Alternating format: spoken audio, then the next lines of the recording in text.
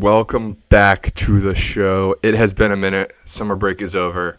Today is August 1st, and the Bachi boys are back. Football is around the corner, so we decided to make our reappearance just as we usually do. We have fantasy football for you. We have college football for you, and we got some baseball because the Phillies stink. Stay tuned. We catch it all right now.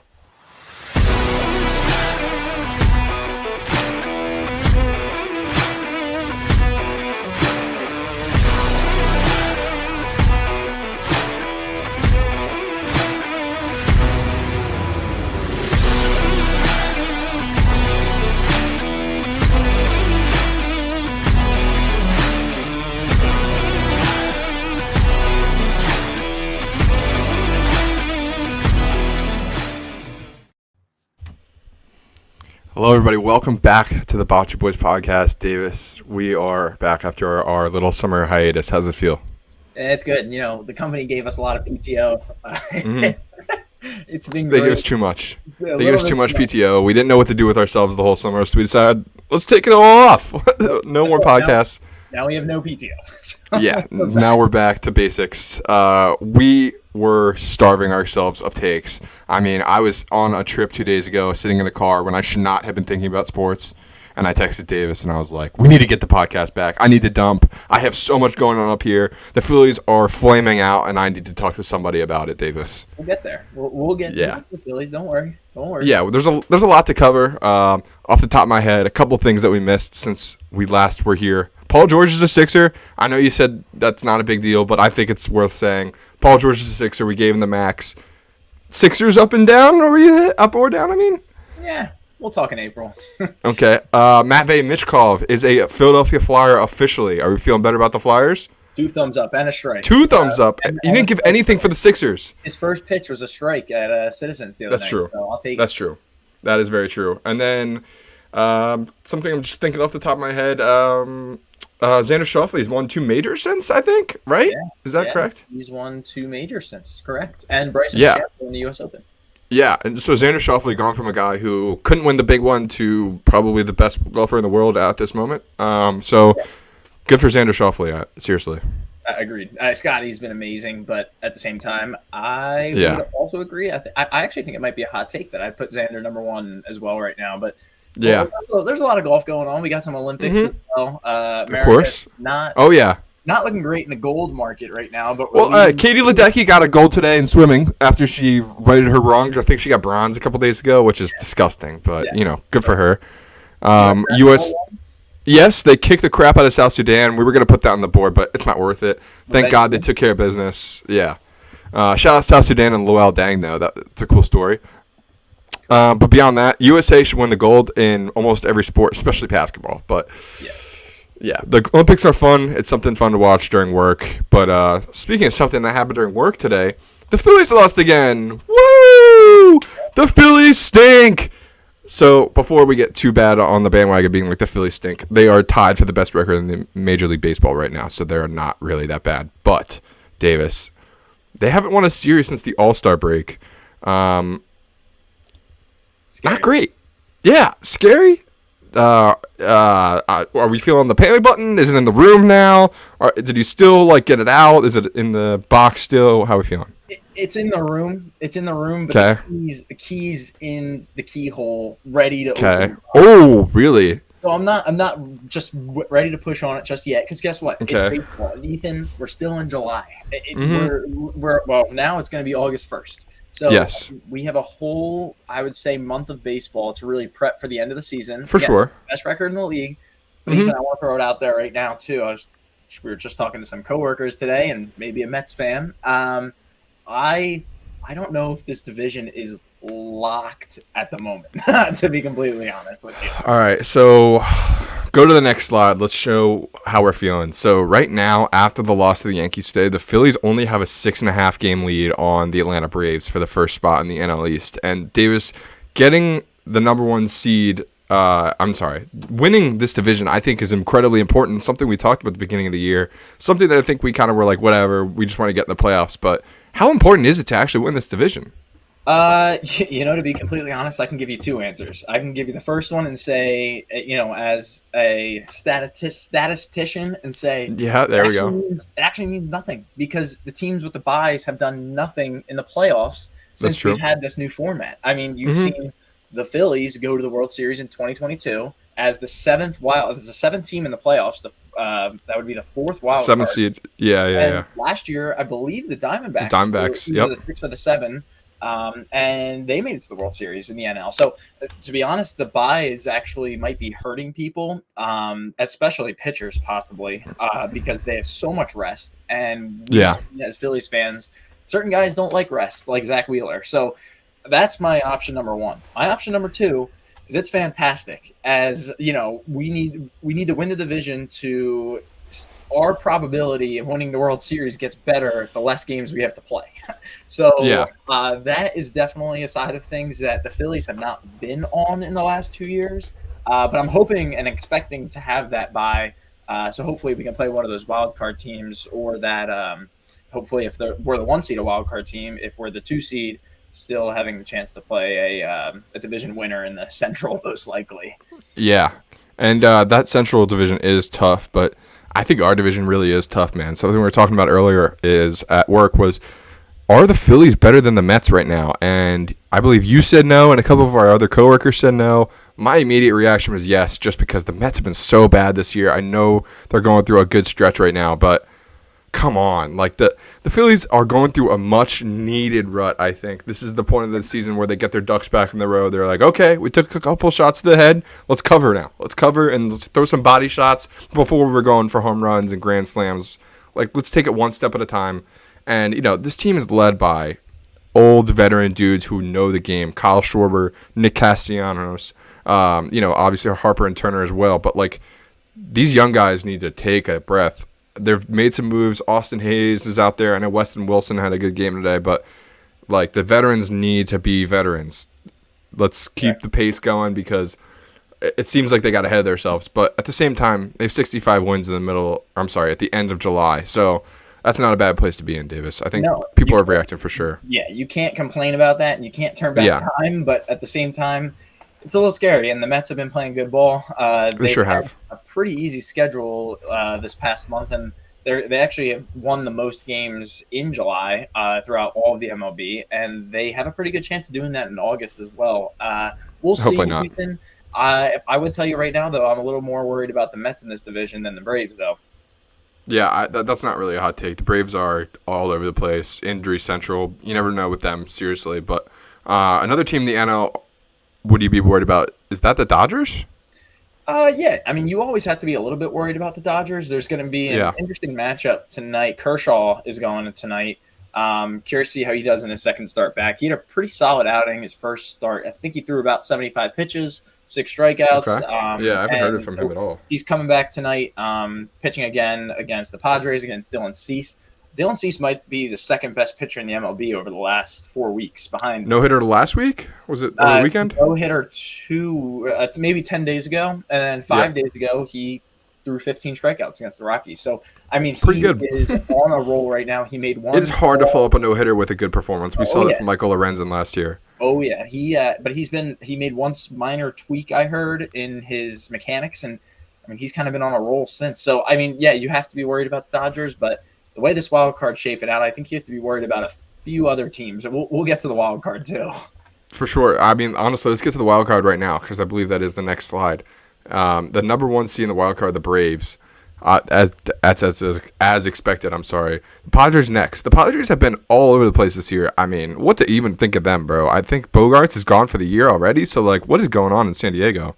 Yeah, they're actually going to be on the up and up, I think.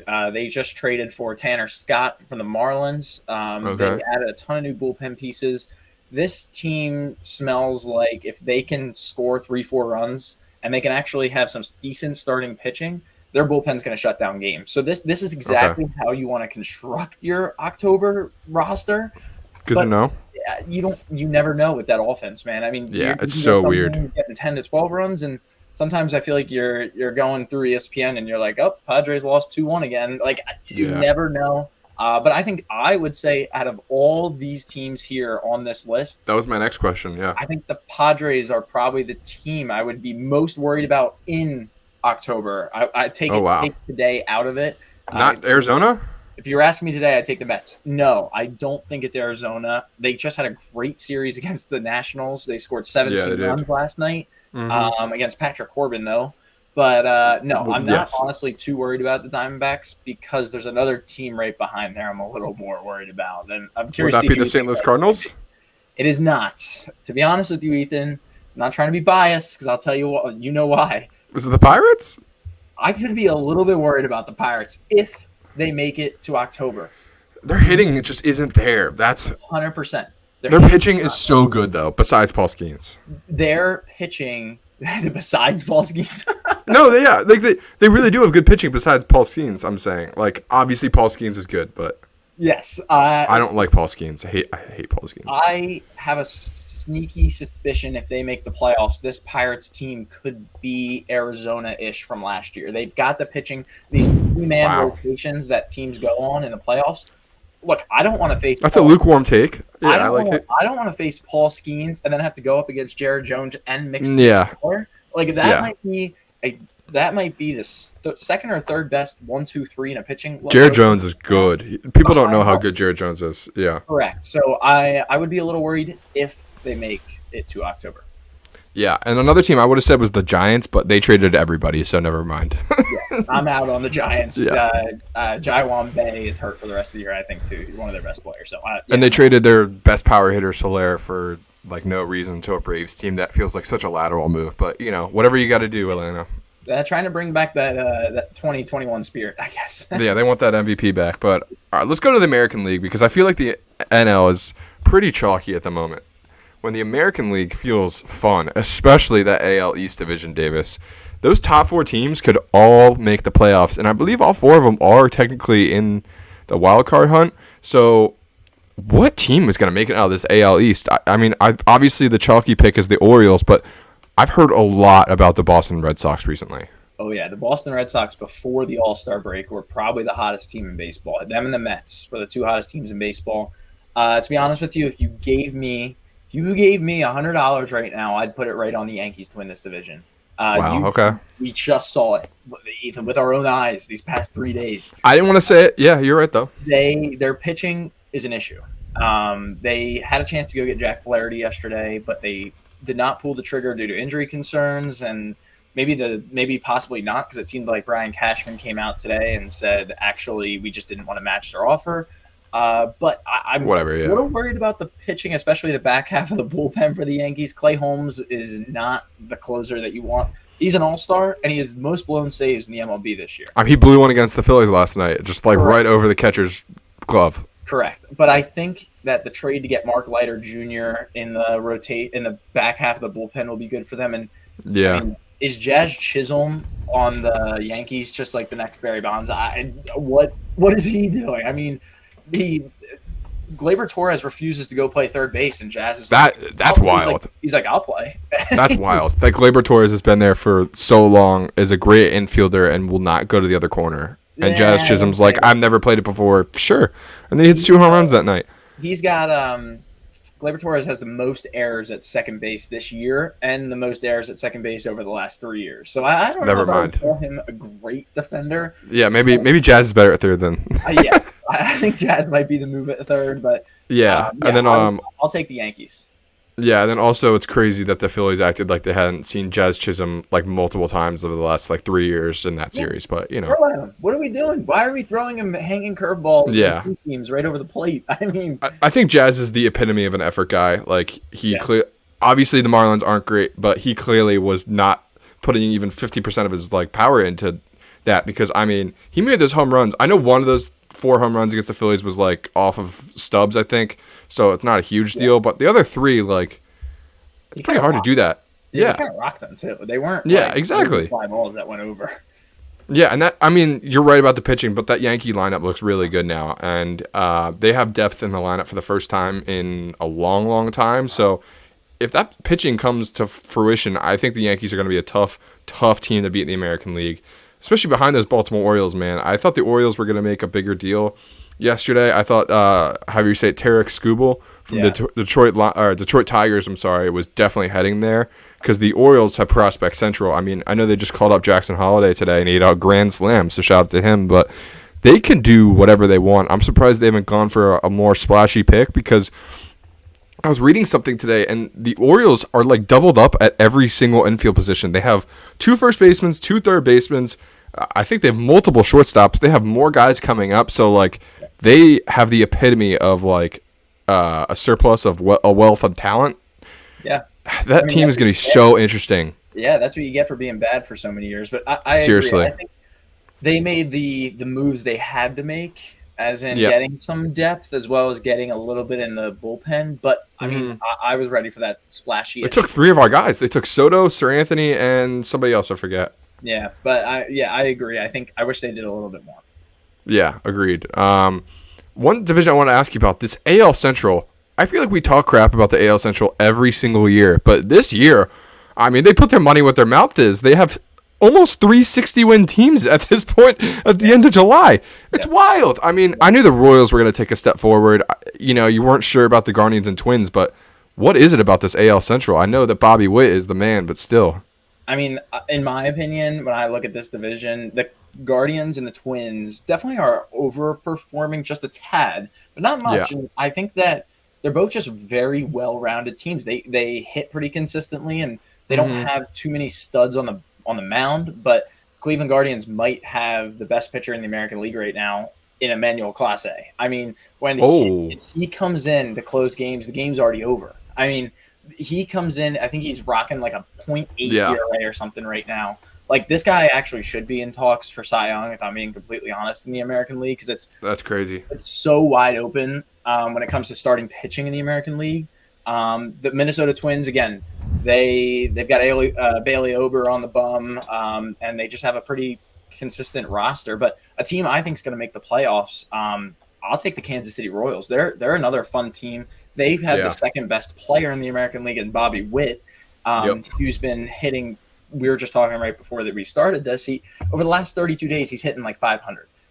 We don't see those numbers very often from a guy who's second in the MVP voting by a pretty wide margin. At the beginning of his 3rd full season, correct? Yes, correct. So, I mean, he's a guy who's definitely an energizer on this team. And look, you've got a guy like Salvador Perez. He hits pretty well. Vinny Pascal. You forget about him, if I pronounced his name right, the first baseman. He's good. Yeah. And you have a very, very depth-oriented bullpen and some good top-heavy pitching in Seth Lugo, who's making a wild career resurgence as a starter. Isn't he a Cy Young main guy? He's up there in the Cy Young. So this is a team I could also say makes the wild card as a 6 or 7 seed and could make some noise going into October. Yeah, and this next division I'm going to bring up next, the AL West, is usually the division that produces that extra wild card spot, but it looks like this year it's the AL Central because the AL West is bad. I mean, the Astros just got it together recently, but they were like the bottom of this division for a long time. They just got over 500. The defending World Series champion Texas Rangers are under 500 and look like they're kind of out of it. What is going on? Is this the Mariners division to lose, and can the Astros still make a run? Great question. I think if you asked me that question about 3 days ago, I would have said, or maybe even 4, I would have said, no, the Astros, I think, are going to run away with this. They're hot. They've got the pitching. They've had one of the hottest pitchers in the league, Hunter Brown, recently. Yeah.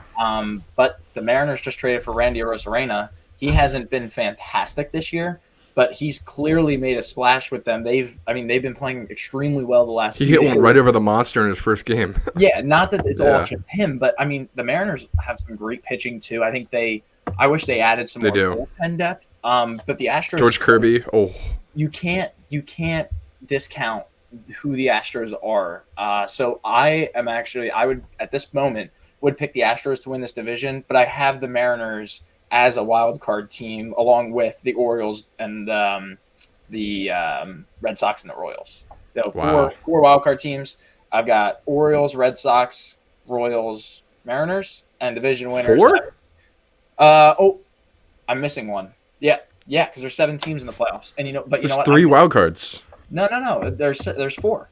There's 4 now. No, there's not. There's 3 wild cards. No, there's 4, and there's 2 buys. 100%. The Phillies were the 7th seed in 2020. There's not 4 wild card spots. There's only 3. My bad. There's 4. Oh, you're wait. No, you're wrong.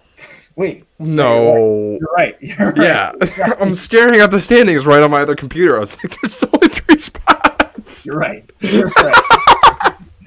Anyway. So, okay. In that case, then, give me the Twins. Give me the Twins, the Royals, and the Mariners. Okay. No Boston? I'll take Boston right out of it. They would have been. I mean, If they had that 4th spot.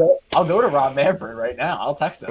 Yeah. I'm sure if you asked him, he very nicely, he'd be like, "Sounds like a great idea, actually." Yeah.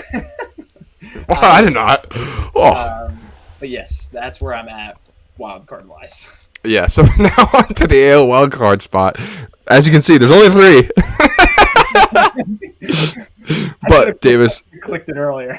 in your defense, the MLB has been going crazy adding wildcard spots. It feels like every year. So for a second, I didn't question you. I was like, yeah, there was 4 wildcard spots. Obviously, no, there are only 3. My thought process was that there are 2 sets of games, 4 teams that play in that wild card game. Yes.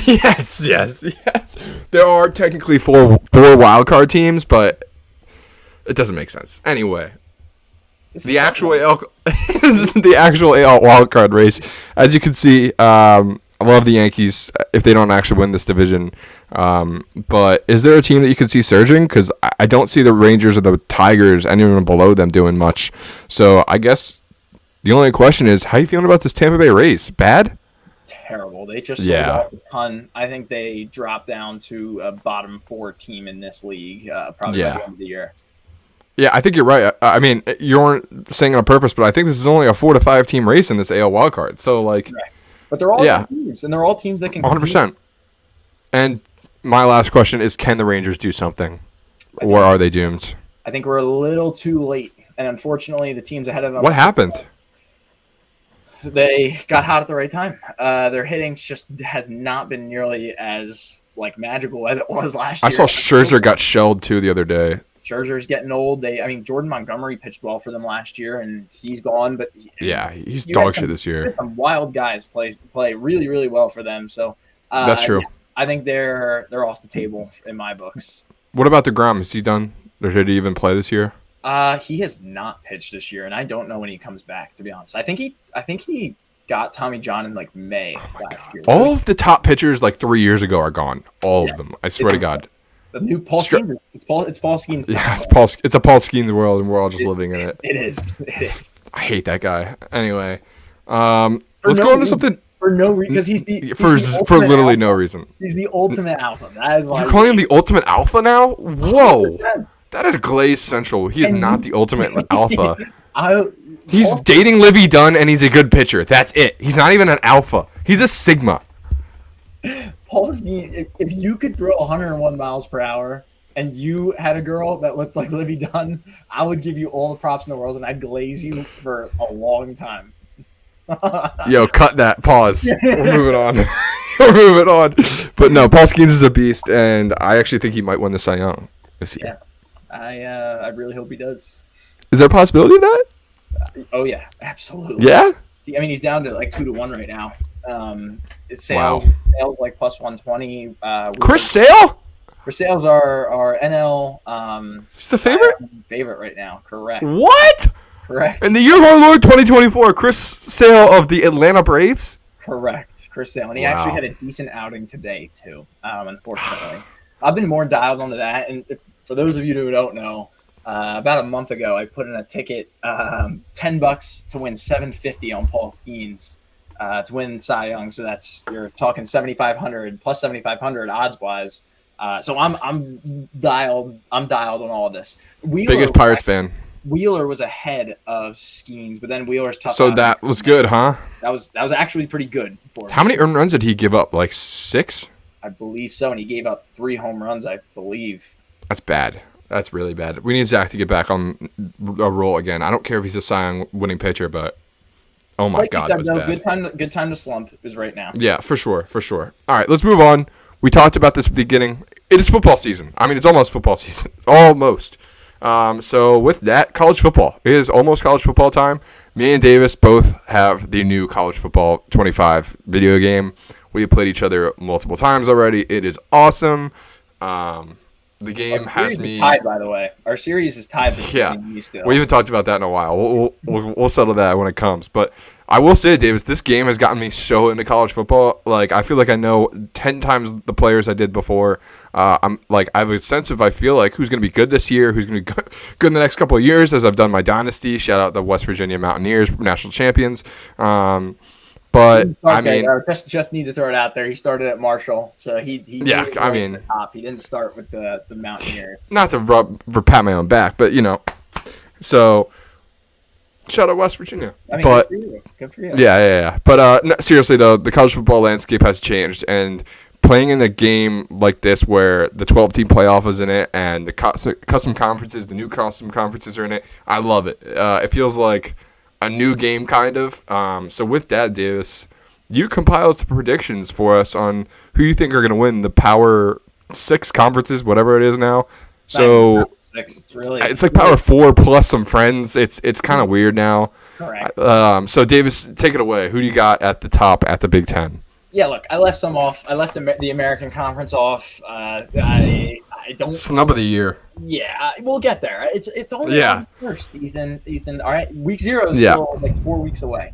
Can't wait. But I have labeled out very nicely here. Shout out SportsCenter. They helped you make this. 100%. I labeled out very nicely who I think my conference winner is going to be. It's August 1st, and I've probably done more research at the moment by August 1st than the average college football fan, but there's still way too much. He's done so much research that before we started playing this, or started like pressing play on the recording session, I begged him to pick someone for Sun Belt, and he said no because he hasn't done the research. So I haven't gotten to the Sun Belt. It's App State or JMU. Take a pick. What about Arkansas State? Oh my God! I'm just throwing it out there. No, they have as good of a chance as ULM does. Oh, well, General Booty over there. Yo, you better watch it. All right, let's starting quarterback of ULM. I know. All right, let's start with Big Ten. Yeah, the Ducks. Oregon moves over from the Pac-12, the Pac-2 at this point. Yeah, seriously. Even the reason I picked the Oregon Ducks here is they have a pretty light schedule, actually. They actually play Boise State early in the year. I picked them as my Mountain West winner. I do think they're still going to shell them. That's at Oregon. But the biggest game of the year, Ethan, for a lot of these, I'm looking at who's home and away. So I'm looking at Oregon, and I'm like, who do they play this year? It's Ohio State? It's a little different because you don't play every team, but they play Ohio State. And they get to avoid Michigan, which is not. We'll talk about them a little bit, too. That's big for a team coming into the Big Ten, for sure. Correct. But who's at home? This game's going to be in Oregon. So I think I actually have Oregon winning that game against Ohio State. I think Oregon. It's at Oregon? I think Oregon could end the year undefeated or possibly being a top 4 team and winning the Big Ten. So we had this argument already. You think Dylan Gabriel is that good? Yes, I absolutely think so. He is not that good. He is not going to lead Oregon to undefeated. He's not. You want to make a bet on it? That he's going to lead to Oregon to an undefeated season? Yeah. Yeah. Yeah, we can do that. We can totally make a bet on that. Dylan Gabriel smells like a fraud. I can smell the fraudulence from here. He's going to throw 3 picks in that Ohio State game. Okay. All right. We'll get there. We still have a lot. Shout out Will Howard. I believe that game is like the second week of October, so we'll get there. Wow, really?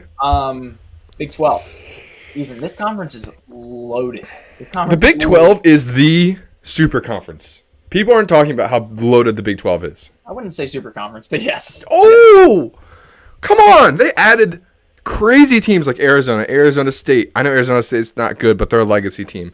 Colorado finally being in there. I feel like they've been in the Big 12 forever. Like, BYU should have been in the Big 12 years ago as well. Like, these are teams that I feel like should have always been in there, and I feel like the Big 12 is the new eat each other alive conference. These guys are going to kill each other, and especially I think towards the top. It's not that I don't think or Utah can win this conference. I just think Utah's going to shoot themselves in the foot just because of, not having Cam Rising last year, kind of. Yeah, so I'm picking Utah here. I was very close to picking Oklahoma State. I think Oklahoma State's good. I think Ollie Gordon is going to put up some insane. Shout out Mike Gundy.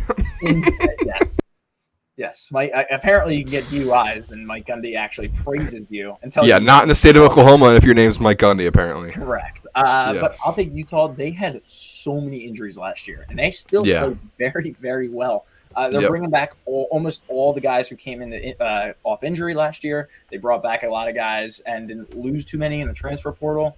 And Ethan, this Utah, I forget what it's called, but the Utah Utes home field advantage is maybe top 5 in the entire country. They don't It really lose at is. home. People don't lose at realize home. it. People talk up places like Iowa a lot. People talk up places like, not that they don't deserve it, but like Michigan, Ohio State. But like places like Texas Tech and I'm sorry, Utah are like the toughest places to play in college football. Correct. Go play them in college football 25. It shows it. Seriously. 100%. Yeah, I have Utah winning this. They are the favorites, but just slightly over Kansas State. Not too much more to say. We'll get there. There's so much time until football actually starts. But initial pick. We'll go into the conferences. Utah. Yeah, I like it. SEC, Georgia. I don't really know if I have to say too much more. I think you do, actually. The SEC has added 2 very good teams in Texas and Oklahoma. And Bama beat them to play at the end of the year. So Bama is the team I'm actually scared of, and they this Georgia pick, and they no Saban, but this is a new Crimson Tide team for sure. Yes, Jaden Milroe is coming back better than ever. He's one of my favorite quarterbacks to watch. He was one of my favorite quarterbacks to watch last year. Pure electricity. But this Georgia team, once they play at Alabama, they don't really have too many. I mean, they play at what week did they play at Alabama? Week 4. Maybe week 5 because they looks that's like early. Georgia also starts the year home against Clemson, which is interesting. Actually, it might be at a neutral field. Really? Which is interesting. Clemson. That's very interesting. I'm sure how Clemson's going to do this year. But this Georgia team has a somewhat tough schedule. They play at Ole Miss later in the year. They play at Texas, and they play at Alabama. I do think this Georgia team, they're returning still a lot of defenders on that defense. I think that defense is just going to be as good as it was in 2022. I'm picking Georgia. And mostly scared of Alabama, not as much Texas. I think Texas are going to. Texas is the second favorite in the SEC right now, so why not Texas? They're going to pull with Texas, though. I think they just why such a letdown. They're just such a letdown team every year. And you can't. It's so hard to say that they're like this is the year. How many times have we said that Texas? This is It's like saying I mean, it's been a while, but if anything, this is the year. Like they have. Like the most seniority they've had in a while. I think Quinn Ewers is better than people give him credit for, and he's got Arch Manning breathing down his throat, so he has to play well or he's going to get replaced. So, something also to think about in the SEC: a team that beat us, our Nittany Lions, last year in the bowl game, is the Ole Miss Running Rebels. Yes, I think that they're going to be tough. They're bringing back a ton of people. I think they had the top recruiting class in the nation last year. Is that right? Definitely top 5, I think. Yeah, they were like unusually very good. They got a lot of good recruits. They took some transfers from a lot of their opponents in the SEC. I just think Lane Kiffin might have it this year. That's all. If there was going to be a year, I think it might be this one. Yep. I also want to throw out there Missouri. Missouri's pretty good. Ooh, why? You like Brady Cook? They had a Cinderella year last year, and they did. They're bringing back 20 of their 22 starters. So they're just a team I would throw out there, but SEC is going to be fun. Let's move quickly. We'll go quickly with these. Yeah, no, let's go through the rest. The ACC. I'm picking Miami. A lot of people are picking Florida State. I don't think DJ Ukulele, whatever his name is going to live up to the hype. He's still a bum. He definitely He's at by the way, he's at Florida State now. I just want to clarify. Yes. He's not at Clemson. He's at Florida State. Correct. I don't think Florida State has what it takes. And not only that, what did I say earlier, Ethan? I like teams that play at home, and I look at headlines. And this Miami team plays home against Florida State, and they play at home against Wake Forest and Virginia Tech. Virginia Tech's a good team. Just want to throw that out there. Virginia Tech's a good team. The game I'm most worried about for these Hurricanes, honestly, I have 2. Florida State. At USF. USF is an okay team, and probably at Louisville. Louisville will be tough. They don't play. They do not. I will say though, I am really high on Cam Ward, Miami's new quarterback. Where was he last year? Houston. Cam Ward was. Washington State. I'm sorry. Washington State. Yes. Yeah, he was a Coug last year. He was pretty good. I think he had a couple of really good games. He was part of the Washington State team that beat who twice? Who? Oh, I'm thinking of basketball. Actually, I'm sorry. Yeah, they beat Arizona twice. Yeah, that's what I'm thinking about. I'm sorry, but Cam Ward is really good. He's electric. I remember him being good, and this is also just part of the college football 25 video game thing. I have played with Miami multiple times online, and Cam Ward is really good. So it's as simple as that. I just think he's good. Yep. Liberty. They bring back 21 of their 22 starters. They're now actually minus 200 to win this conference. They don't I feel like that's what everyone does for these other three conferences. They're just like, oh, starters, they're back. They don't really have, they don't really have too much competition in that conference. Yeah, Liberty is this. They're the powerhouse of that conference, right? Yes, but let's go to the next one because this is a huge one, and I've got a big hot take. It might not be as hot. Boise State to win the Mountain West. Not a hot take. They're plus 100. No. They have a little bit of they have a tough game at Oregon this year, but their schedule is pretty easy. Their conference games are pretty easy. Ethan, I think this Boise State team takes the 12 seed in the playoff. I think they're going to be the one group of 5 team that has to make it. My bet is going to be on Boise State. I like it. That's the part of the 12-team playoff that we're not thinking of is who's going to get that last spot. Yes. Like, we've been thinking about these last couple of years, who's going to get that 4 spot, who's going to get the 3 spot, what are the matchups going to be. It's a new line of thinking now, and I really like that because, I mean, now these lower conferences are really fighting against each other. Like, if the Conference USA top dog is facing the Mountain West top dog, you better believe that game is worth extra brownie points because, I mean, that could decide who's getting in the college football playoff purely. You never know how these board members think for a wider range now. I think we all knew how they thought for the first 4 teams. Now just imagine how fun it's going to get once that college football playoff poll comes out in week 9 or whatever the hell it is. So I'm really looking forward to it, Davis. And then, do you have a Sunbelt pick? I don't. It's either App State or JMU. No, you have to throw Arkansas State in there. You can even throw Coastal Carolina in there. They're decent too. Okay. They have the worst field in college football. Yeah, sure. I'll go App State for the time being. That'll change. Thank you. Probably. But yes. Good. App State. Yeah, come on. I'm going with JMU. Go Dukes. All right. That's enough college football. You can do your research. Hit the books. Yeah. Dude, I need you to hit the books on some win totals, which we'll talk about next time. Yeah, no, I love the win total talk. We'll do that next. All right, Davis. Go with the NFL. We got one more thing. We got fantasy for you. Let's just do a little bit of fantasy prep together here, Davis. Let's just look at a tier sheet that I found online.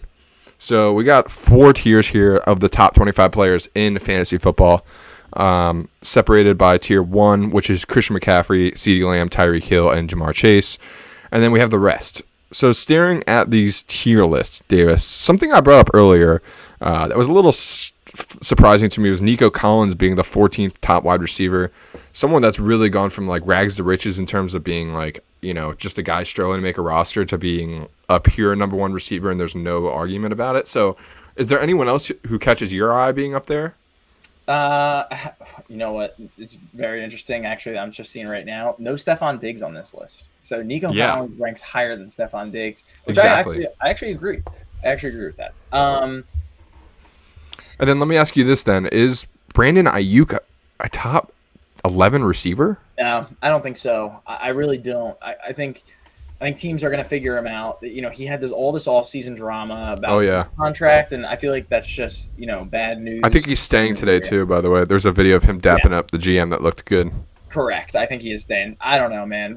You had to give me one guy to say he looks like he's overrated. I know he had a great year last year, but just looking through this list, I'm going to go with Kyron Williams. He ended the year. He had a fantastic year. They ended the year on so many injuries. He hurt his foot and his ankle, I felt like, every other week. And not only that, the Rams clearly know this because they went and got Blake Corum as their 3rd-string running back. So they're actually pretty deep in running back. I think who's their 2nd string? It's I was just asking. You not Cam Akers anymore, I don't think. Is it Darrell Henderson? Yeah, it might be Darrell Henderson. McVay loves him. Kyron Williams is going to bust this year. Yeah. If you had to give me a guy who's on this list who I think is underrated, Ethan, I'm going to go a little crazy, and I'm going to go with Chris Olave. I know Garrett throwing the ball to him. I like that.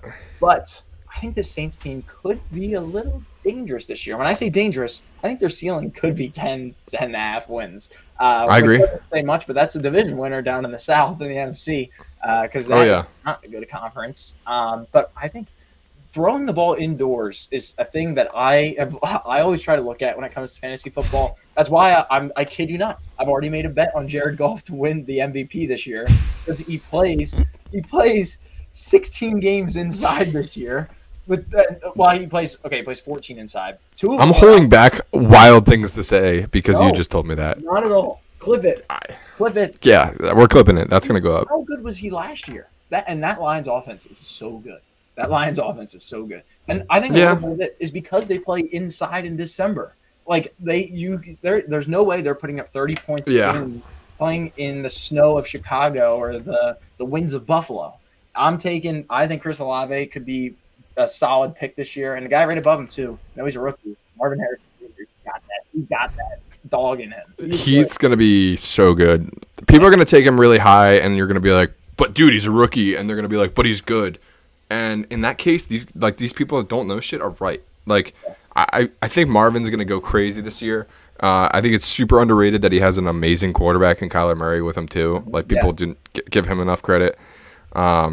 But I wanted to give you a would you rather. Speaking of Kyron Williams, would you rather have him or Jahmyr Gibbs, a guy who shares a backfield with David Montgomery right now? I'll take Jahmyr Gibbs. He definitely it depends. Okay, obviously a lot of this fantasy football talk depends on whether you're talking PPR, non-PPR, half PPR, whatever. Sure. Mm-hmm. Let's just go with our standard half PPR, and a majority of people I think play full. I'm taking Jahmyr Gibbs 100% in both of those leagues. Standard, I think, could be a little different. But, I mean, you're seeing games, and I think Jahmyr Gibbs could definitely be getting 6, 7, 8 targets a game. And so we'll see. And David Montgomery, he scored a ton of touchdowns last year. I think that split is definitely going to come more to 50-50 this year, just due to like a regression. Gibbs getting better, yeah. Yeah, Gibbs getting better, Montgomery getting older, and I think this offense is electric. My humble opinion is take almost every Lions player as early as possible. I'm not St. Brown's obviously on this list. I think he definitely has the potential to end this year as the wide receiver 1. Now that is a hot take because there are 2 guys above him I wanted to bring up real quick. And I mean, Amon-Ra is going to have a good year, but these 2 guys might have a better year, CeeDee Lamb and Justin Jefferson. Something I wanted to bring up, though, is Justin Jefferson is in the second tier and CeeDee Lamb is in the first tier. CeeDee Lamb also is technically holding out for a new contract right now. So, Davis, with that in mind, would you rather have Justin Jefferson or CeeDee Lamb? Because I know Justin Jefferson lost Kirk Cousins, and I know that his starter is most likely going to be Sam Darnold, but Justin Jefferson is still the best wide receiver in the league. Agreed. He is the best wide receiver in the league. And yes, I think I would take him. I think the debate between Jamar Chase and Justin Jefferson might be a little bit closer. But, I mean, Justin Jefferson, who was throwing to him last year? He had Nick Mullins throwing 400-yard games last year. It was still good. Justin Jefferson, I believe, he only played like 12 games, and he still, or even maybe 10, maybe even less, actually. I think you're right, 10, yeah. Still had over 1,000 yards. It's crazy. This guy is a stud. I mean, he's starting to write his Hall of Fame ballot right now. We're seeing it live. So he's midway through it. I love the idea of seeing who the quarterback is, who's throwing him the ball. And if you're looking in that case, obviously you have to look CD first, but Justin Jefferson is just kind of on another level. Honestly, I feel totally agree. CD's above him because of the quarterback position, because Dak's throwing him the ball. But if you're talking straight talent, it's Justin Jefferson's in tier 1 wide receiver, but then there's nobody else. It's tier 2. Yep. And then it starts with like Jamar Chase and then Tyreek Hill, in my opinion. Yeah, I think CD goes up there too for sure. But is he though? Is he that good? Yes, I think he is. I think Amon-Ra also rounds out tier 2 of wide receivers. Yeah, I agree. And then how are we feeling about Bijan Robinson this year? Is he going to get lost in that new shuffle of the Atlanta offense? I don't believe so. My take on this, and we've heard from Bijan himself that they're going to start using him more like a Christian McCaffrey, and that is a quote, that more like Christian McCaffrey. I think Bijan, which they might, because they're bringing over the McVay's offensive coordinator. I don't know how the Atlanta Falcons are going to do. I'm not a huge Kirk Cousins guy. He's a little bit on the older side. Achilles injury, not a fan of that. I think they're going to rely heavily on Bijan Robinson. Yeah. And another hot take, I think he definitely has the probability of finishing as a top 3 running back this year. Yeah. I think people are going to realize how good Bijan Robinson is this year. I was listening to a podcast, and they were talking about Breece Hall versus Bijan, and in my head, I really wanted to lean Breece Hall, but I think people are just forgetting how good Bijan was. He's so naturally talented in getting a round and away from people. It's crazy. Versus Breece Hall is just touch and go. He's gone. He's so Breece good. Hall is good too, by the way. I mean, he had one snap in the 1 yard line last year. One. Yes, it's insane. One. Just think about how many touchdowns DeAndre Swift missed out on last year, and then double it. Yes. He was on a pitch count last year, and he still was able to rush for 994 yards and catch for over 500 yards. Yes. Breece Hall might be insane.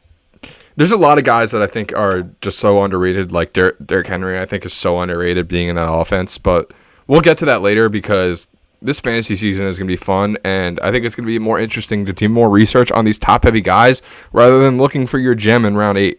That gem will come, whether you find it or not. Do your research on the top guys. Seriously. I've got a gem, too. Maybe I'll post it on Instagram tomorrow. Ooh, okay. All right, well, stay tuned to the Bachi Boys Instagram, please. All right, Davis. I think with that, the first episode of our fall season, whatever you want to call it, is over. I agree. Yeah, I appreciate everyone coming and listening. It's been a little bit of a hiatus. We do appreciate everyone coming back. The activity on our Instagram post today was nice, but be sure that you're liking and sharing and sending those posts to different people. Make sure you're liking and subscribing here on YouTube. Make sure you're throwing a comment, even if it's just a one letter in the comment, just something that says somebody left a comment. Put your favorite letter. How about that? Yes. Put your favorite letter in the comments, or if you agree with everything Davis said about college football, please let us know too. No. Right? Please don't. And if you have a Sunbelt pick, let us know. Because I need one. I'm on the market. Yeah. Well, Davis will put a future on it if someone comments the Sunbelt champion. I like it. I'm in. Yeah. See? He's not opposed to it. All right. We appreciate everyone for coming and supporting as usual. Bachi Nation, we love you. Keep supporting. We'll be back next week. Deuces.